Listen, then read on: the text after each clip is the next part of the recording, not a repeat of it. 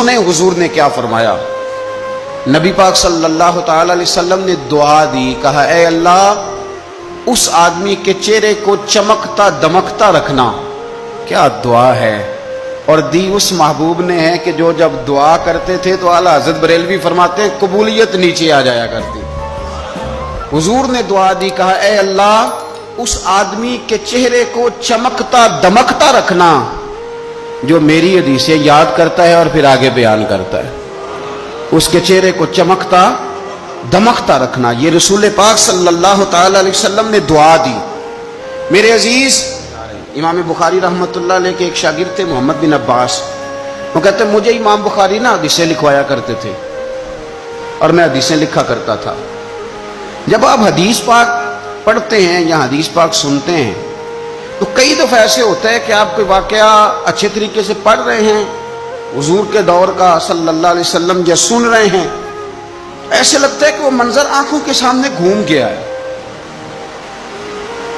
تو امام بخاری رحمۃ اللہ تعالی علیہ اپنے شاگرد کو حدیثیں لکھوا رہے تھے تو ایک خاص حدیث پاک کے لحاظ سے آپ نے فلسفہ بیان کیا۔ انہیں چونکہ حدیث پاک کے مشن سے پیار بڑا تھا امام بخاری کو، فرماتے ہیں 500 دینار میری ماہانہ آمدن ہے، میں ساری نبی پاک کے دین کے طالب علموں پہ خرچ کر دیتا ہوں۔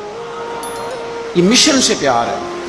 تو امام بخاری رحمۃ اللہ تعالی علیہ کے شاگرد محمد بن عباس فرماتے ہیں میں حدیثیں لکھ رہا تھا تو انسان تھک جاتا ہے، کہتے میں لکھتے لکھتے امام صاحب چونکہ لکھواتے جا رہے تھے تو میں تھک گیا۔ تو امام بخاری رحمۃ اللہ تعالی علیہ نے جب محسوس کیا نا کہ میں کوئی سست ہو گیا ہوں، تھک گیا ہوں، تو فرمانے لگے مجھ سے کہ جو کھیل کود والے لوگ ہیں نا، شاگرد سے کہتے ہیں جو کھیل کود والے لوگ ہیں وہ کھیل کود میں خوش رہتے ہیں، جو تاجر ہیں وہ تجارت میں خوش رہتے ہیں، جو سیاحت کے شوقین ہیں وہ گھومنے پھرنے میں خوش رہتے ہیں۔ فرمایا تو کتنا خوش نصیب ہے کہ جب سے تو بیٹھا ہے یا نبی پاک علیہ السلام کے ساتھ بیٹھا ہوا ہے یا حضور کے صحابہ کے ساتھ بیٹھا ہوا ہے۔ وہ یا نبی پاک کی حدیثیں لکھنا، حدیثیں جمع کرنا، حدیثیں بیان کرنا، حدیث کے ساتھ تعلق رکھنا، اس کا معنی یہ ہے کہ آپ نے نبی پاک کی صحبت اختیار کی ہوئی، آپ نے حضور کے صحابہ کی صحبت اختیار کی ہوئی۔ حدیث پاک کو یاد رکھیں، حدیثیں اپنے ذہن کے اندر بٹھائیں۔